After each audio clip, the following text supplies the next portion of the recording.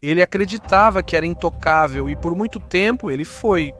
Jeffrey Epstein se cercava de presidentes, príncipes, bilionários e celebridades. Mesmo com casos sólidos dos promotores, ele escapava. O sistema continuava falhando e Epstein agia como se isso nunca fosse mudar. Mas essa arrogância acabou alcançando-o e foi sua queda. No episódio de hoje do The Infographics Show, explicamos como as autoridades pegaram Jeffrey Epstein. Após conseguir um cargo de professor em uma escola de elite de Nova York sem qualificações, Jeffrey Epstein foi rapidamente lançado no mercado financeiro de Wall Street. O rápido sucesso de Epstein, mesmo com pouca experiência, ainda é um mistério. Talvez por isso evitasse os holofotes. Uma de suas aparições públicas notáveis foi na edição de julho de 1980 da revista Cosmopolitan, quando ele foi destaque como o solteiro do mês. Epstein disse que buscava uma garota texana bonita. Sua foto de perfil mostrava elegância reclinado em um sofá. Esse era o mesmo homem que, anos antes, como professor, frequentava festas estudantis. Mesmo naquela época, já era claro que ele preferia a companhia de mulheres muito mais jovens do que ele. A história cosmopolita dizia que o jovem de 27 anos era um operador de opções na empresa de banco de investimentos Bear Stearns. Ele era um dinamo de Nova York e estrategista financeiro que só falava com quem ganhava mais de $1 milhão por ano. Ele era claramente obcecado por riqueza e imagem, possivelmente um psicopata americano da vida real. Mas nos primeiros dias, ele era admirado por quem seguia o mantra: a ganância é boa. Epstein evitava os holofotes enquanto ascendia, mas foi alcançado pelos tabloides britânicos em 1992. O Mail on Sunday publicou matéria sobre Ghislaine Maxwell, filha do desacreditado magnata da mídia Robert. Ela se mudara há pouco para Nova York e diziam que ali construía uma respeitabilidade impossível em Londres, devido às falhas de seu pai. Ela parecia fascinada por Epstein, descrito como um excêntrico e misterioso desenvolvedor imobiliário de Nova York, que também poderia ser professor de matemática, caçador de tesouros corporativos, corretor, banqueiro de investimentos ou empresário viajante. Foi uma das primeiras vezes que jornalistas questionaram o mistério em torno de Epstein. Ninguém sabia quem ele era. Uma coisa era clara: ele e Ghislaine estavam inseparáveis. Será que ela sabia quem ele era? De acordo com a ex-namorada de Epstein, ele nunca falava sobre seu passado. Jornalistas investigaram e disseram que ele veio de família pobre, o que era parcialmente verdade. O pai dele trabalhava como zelador e funcionário de manutenção no departamento de parques da cidade de Nova York. Jornalistas investigaram seu trabalho na Bear Stearns, afirmando que a Associação Nacional de Corretores de Valores não tinha registro dele na empresa. Ele era um enigma com um suprimento inesgotável de dinheiro, mas ninguém sabia de onde vinha. Com o tempo, ele acumulou centenas de milhões, talvez $1 bilhão, mas não de forma convencional. De 1987 a 1989, ele trabalhou com Stephen Hoffenberg, que comandava um dos maiores esquemas Ponzi da história americana, fraudando investidores em $450 milhões. Hoffenberg, condenado a 20 anos, disse que após sair da prisão, Epstein foi seu braço direito e o principal responsável pelo esquema. Mesmo assim, em uma história já conhecida, Epstein não foi implicado em crimes. Ao longo dos anos, seu cargo permaneceu vago. Ele se chamava solucionador de problemas e caçador de recompensas financeiras. Com sua empresa J. Epstein e companhia, ele dizia gerir ativos da elite global. Cercado por assistentes jovens e atraentes, ele dizia que só atendia clientes com mais de $1 bilhão. Entre seus clientes estavam Adnan Khashoggi, magnata saudita e bilionário traficante de armas, ligado à inteligência dos Estados Unidos da América e de Israel. Conhecido como o Grande Gatsby do Oriente Médio, Khashoggi era famoso por festas luxuosas com a elite mundial. Epstein claramente atuava em áreas obscuras e viajava com passaporte austríaco falso. Seu local de residência estava declarado como Arábia Saudita. Usar um documento falso não só exigia contatos duvidosos, mas também mostrava sua disposição em burlar a lei, como o pai da namorada. O pai de Ghislaine, Roberto, foi um magnata da mídia controverso, ligado à política e à inteligência. Após sua morte em 1991, Ghislaine refez a vida na elite de Nova York. O nome dela abria portas e Epstein as aproveitava. Após a morte de Roberto, que Ghislaine suspeitava ser assassinato, ela ficou em Nova York e logo os empregados de Epstein a consideravam a principal namorada de Jeffrey. Epstein já era muito rico na época, mas suas transações financeiras não deixavam rastros. Ele se achava um gênio dos investimentos, mas até hoje não há provas de onde aplicou esse talento. Seu cliente mais famoso era o bilionário Leslie Wexner, dono da L Brands e Victoria's Secret. Muito antes de Wexner admitir que Epstein havia desviado grandes somas de dinheiro dele e de sua família, ele o descrevia como um amigo extremamente leal. Ele lhe deu uma procuração sobre todas as finanças e o tornou o curador da Fundação Wexner, onde Epstein esteve no conselho de 1992 a 2007. Apesar de Epstein não ter qualificação, Wexner continuou próximo a ele mesmo após Epstein ter problemas legais por crimes que depois o tornariam infame. Mas sobre isso em breve. Epstein recebeu a mansão em Nova York de Wexner sem pagar, embora Wexner tenha comprado por 13 milhões de dólares e investido milhões em reformas. Relatórios apontam que Wexner transferiu outros grandes bens a Epstein, como acesso a um avião particular e participação em uma propriedade de luxo em Ohio. Epstein tratava amigos influentes como itens de coleção. Mas a questão é, eles sabiam das atividades ilegais dele ou até participaram delas. No fim dos anos 80, Epstein fez amizade com Donald Trump. Registros de voo indicam que Trump viajou com ele diversas vezes e câmeras os filmaram em uma festa em Mar-a-Lago em 1992. Mas seu real prêmio era Bill Clinton. Epstein trabalhou em projetos da Casa Branca, participou de eventos e fez várias visitas nos anos 90. Registros indicam Clinton em voos no jato de Epstein em viagens da fundação. Apesar dos boatos, Epstein mantinha relações com os poderosos dos Estados Unidos da América. Logo, seu círculo incluía política, negócios e cultura. Presidentes, realeza, bilionários, cientistas e intelectuais. Além das vítimas, poucos privilegiados já sabiam a verdade sobre Epstein antes das manchetes. Não era bem um segredo. Em 2015, logo após novas acusações, a apresentadora da American Broadcasting Company, Amy Robach, foi gravada dizendo que já tinha a história de Epstein 3 anos antes. Ela afirmou ter provas, como fotos, mas a American Broadcasting Company se recusou a divulgar. Os editores disseram que ninguém conhecia Epstein, então não era notícia. Logo, o público começou a descobrir que o círculo de Epstein parecia uma lista de chamada da elite. Ele encontrou-se várias vezes com Bill Gates e recebia visitantes importantes como Ehud Barak, futuro primeiro-ministro de Israel. Fotos em sua casa em Nova York registravam encontros com o Papa João Paulo, segundo Richard Branson, Larry Summers e intelectuais como Noam Chomsky. Ele já tinha se encontrado com Elon Musk e sua ex-esposa em Manhattan, e Musk afirmou depois que ele tentou várias vezes convencê-lo a visitar sua ilha. Eu recusei. Esse garoto de família operária do Brooklyn criou uma rede extraordinária. Ele usava filantropia, festas e proximidade com o poder para criar uma fachada respeitável e esconder a realidade sombria. Mas em breve essa máscara cairia. Em 1997, a modelo de 27 anos, Alicia Artin, foi à polícia dizendo que Epstein, fingindo ser um olheiro de talentos da Victoria's Secret, a havia agarrado à força. Epstein definitivamente não era um olheiro de talentos. As agências eram intermediárias, não uma pessoa só, e nunca em quartos de hotel. Mesmo assim, Epstein exerceu esse papel, e Arden disse que as mãos dele eram suas armas. Ela denunciou a polícia de Santa Mônica. Aparentemente, a polícia via como um caso de palavra contra palavra.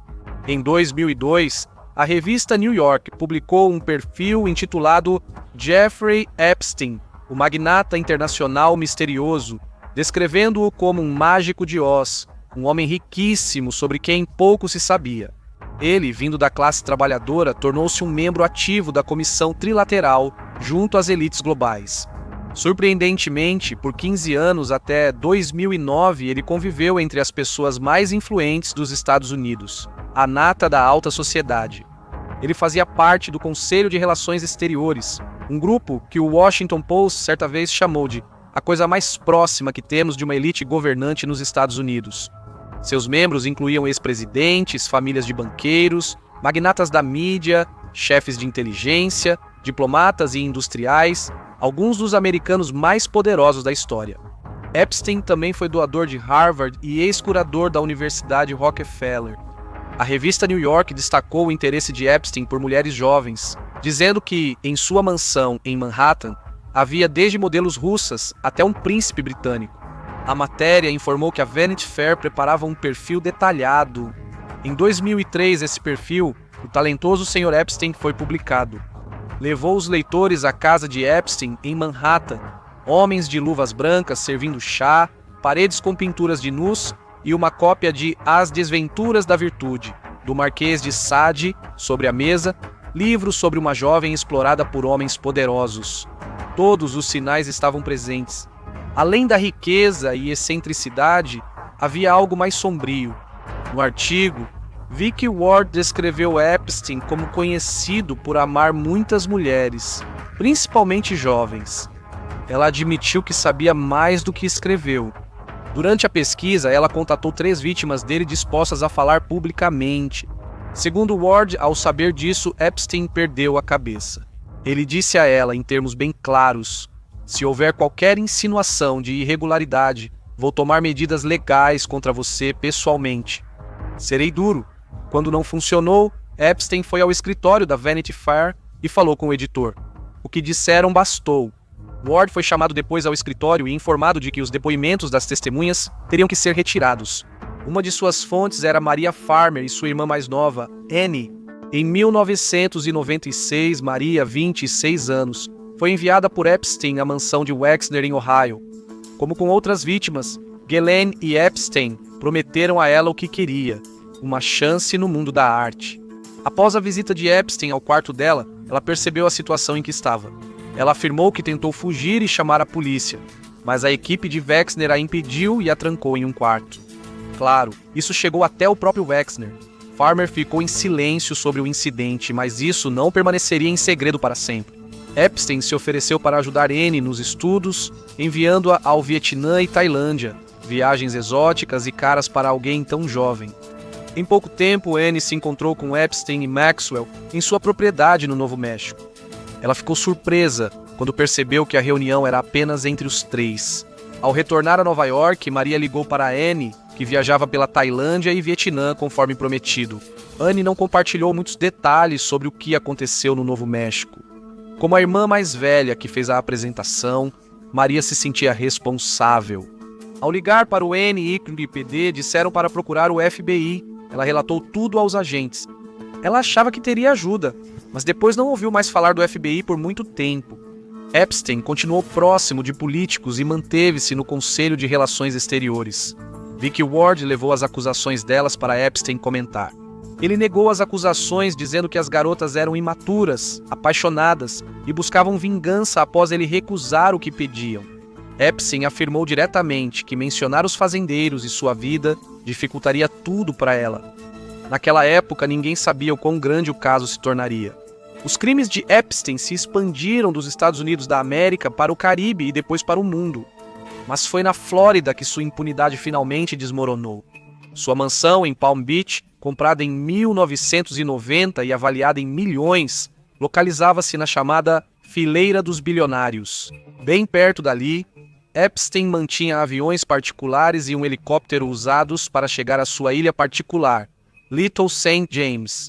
Assim como sua residência em Nova York, a casa de Palm Beach era descrita como opulenta e com uma decoração estranha. Quadros de mulheres nuas, como um de Ghislaine, estavam nas paredes. Ex-funcionários e investigadores depois alegaram que a propriedade tinha dispositivos de vigilância. Epstein já estava no radar da polícia de Palm Beach há anos. Ele fez doações para autoridades locais, $50 mil para o fundo de bolsas de estudo da polícia de Palm Beach e depois $36 mil para a cidade de Palm Beach. Depois, ele doou dólares americanos 90 mil à polícia de Palm Beach, pouco antes de ser investigado. O dinheiro foi devolvido depois. Em 2003, o chefe de polícia de Palm Beach, Michael Ryder, foi informado por vizinhos sobre o frequente movimento de jovens na propriedade. Os detetives da Unidade de Investigações Especiais de Palm Beach, liderados pelo detetive Joseph Rickery, deram total atenção ao caso. O caso progrediu devagar até 2005, quando uma mãe denunciou à delegacia que sua enteada foi paga para trabalhar na casa de Epstein. Segundo a denúncia, a adolescente foi contratada para massagens e depois supostamente incentivada a fazer mais por pagamentos de cerca de $300 cada. Pela primeira vez, Epstein, com pouco mais de 50 anos, foi formalmente investigado por um padrão de manipulação e abuso que já ocorria há anos. O detetive Hickory passou meses entrevistando outras garotas que relataram o mesmo. Uma amiga disse que poderiam ganhar dinheiro visitando um homem rico. Às vezes, Maxwell se aproximava delas na rua. Normalmente, as garotas recrutavam outras como num esquema de pirâmide. Eram dezenas. Muitas delas vinham de famílias desestruturadas. Epstein e Maxwell escolhiam cuidadosamente garotas com problemas de comportamento, envolvimento com drogas, álcool ou situação de abandono. Os detetives achavam que tinham provas para manter Jeffrey Epstein preso por muito tempo, ao menos em um sistema de justiça funcional. Transformar provas em acusação formal foi mais difícil do que parecia. Investigadores de Palm Beach disseram que a equipe de Epstein não cooperava ou alegava ignorância. Uma análise do lixo de Epstein revelou provas inquietantes, histórico escolar, registros e um bilhete pedindo flores a uma estudante. A polícia então obteve e executou um mandado de busca na mansão. Os detetives chamaram a casa de chocantemente sexualizada e, segundo um investigador, moradia de um pervertido de primeira classe. Ao mesmo tempo, os investigadores descobriram que equipamentos importantes de vídeo e informática, discos rígidos, aparelhos de gravação e mais estavam desaparecidos. Mesas e fios ficaram, mas as máquinas desapareceram. Ex-funcionários relataram que o equipamento foi retirado antes da busca. O chefe Ryder achou decepcionante Epstein ter esvaziado a casa, mas ainda acreditava haver provas suficientes para prendê-lo por muito tempo. Os relatos das vítimas coincidiam com as descrições da casa e das rotinas. Seria fácil provar que muitas estiveram na mansão, algumas várias vezes. Memorandos e anotações também ligavam diretamente às vítimas e a mulheres, que em alguns casos atuavam como recrutadoras. Mas, enquanto os detetives tentavam montar o caso, eles continuavam esbarrando em obstáculos e enfrentando o que chamavam de resistência, às vezes vinda das próprias autoridades. Nem todas as vítimas queriam testemunhar. Algumas pareciam presas a uma espécie de síndrome de Estocolmo, declarando amor por Epstein ou até mesmo imaginando casamento. Outras só queriam seguir em frente sem reviver o trauma. Virginia Giuffre, após um tempo em um lar adotivo na Flórida, trabalhou no Clube Mar-a-Lago. Foi lá que ela disse ter conhecido Gulani, que prometeu treiná-la como massagista, mas em vez disso a aliciou e traficou entre os ricos associados de Epstein. Ela viajou nos aviões de Epstein para Nova York, Novo México, Flórida e sua ilha. Entre os convidados, ela disse, estava o príncipe Andrew, que mais tarde disse à BBC que não conseguia explicar a foto dele com o braço em volta da cintura de Giuffre. Giuffre citou vários supostos abusadores, homens poderosos que tentou deixar para trás após Epstein enviá-la a Chiang Mai, na Tailândia, para estudar massagem. Lá, conheceu seu marido, mudou-se para a Austrália, casou e teve filhos. Mas seu passado sempre a alcançava. Ao investigarem o caso, os detetives de Palm Beach encontraram o nome de Giuffre. Uma testemunha disse ter sido recrutada por ela. Maxwell depois ligou perguntando o que ela contou. Depois, só após contato das autoridades, Epstein falou. Parecia que ele e Maxwell tentavam encobrir pontas soltas. Giuffre foi uma testemunha importante, pois ao contrário de outras garotas, conviveu bastante com Epstein e Maxwell. Ela viajou com eles para vários destinos ao longo de 2 anos. Quando Ryder apresentou o caso ao promotor de Palm Beach, Barry Kirshner, ele afirmou que Epstein provavelmente ficaria preso pelo resto da vida. Como o Palm Beach Post relatou, Kirshner se juntou à equipe de defesa de Epstein e minou os esforços dos promotores federais. As vítimas foram logo retratadas como jovens prostitutas, usuárias de drogas e pequenas criminosas. Elas eram tratadas como culpadas, não como mulheres vulneráveis e abusadas. Com o avanço do caso, os advogados de Epstein colocaram Ryder e o detetive Hickory sob vigilância, chegando a contratar investigadores para vasculhar o lixo deles. Eles seguiram as testemunhas e fizeram campana nas casas, e então Kirshner de repente mudou de ideia. O caso contra Epstein não era tão sólido, Em 2006, Epstein foi acusado apenas de solicitação de prostituição, uma acusação leve diante do que realmente fez. Ele ficou uma noite na cadeia do condado e saiu no dia seguinte após pagar fiança de $3.000. Foi então que Ryder entregou o caso ao FBI. Depois, ele chamou o ocorrido de maior fracasso do sistema de justiça criminal na história moderna. O FBI reabriu a denúncia de Maria Farmer de 1996, quando ela e Annie já tentavam seguir em frente. Maria saiu da cidade após Gelani ligar várias vezes, dizendo que ela fracassaria como artista, que suas corridas eram perigosas e insinuando acidentes. Maria afirmou que as ameaças começaram após ela conversar com a jornalista Vicky Ward. Em novembro de 2006, Maria, vivendo nas montanhas da Carolina do Norte com outro nome, foi visitada por 2 agentes do FBI.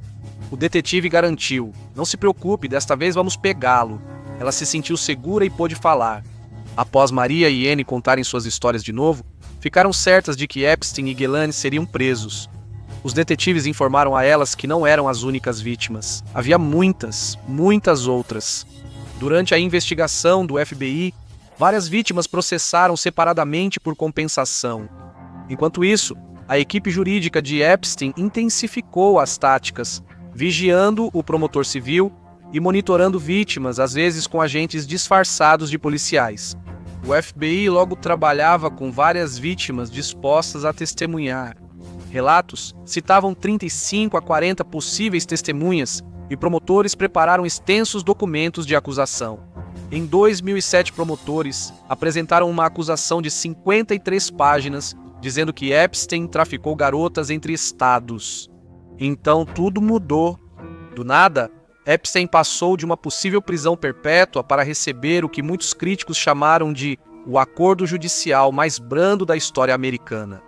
O procurador Alexander Acosta se encontrou com o advogado de Epstein, Jay Lefkowitz, em um hotel de West Palm Beach.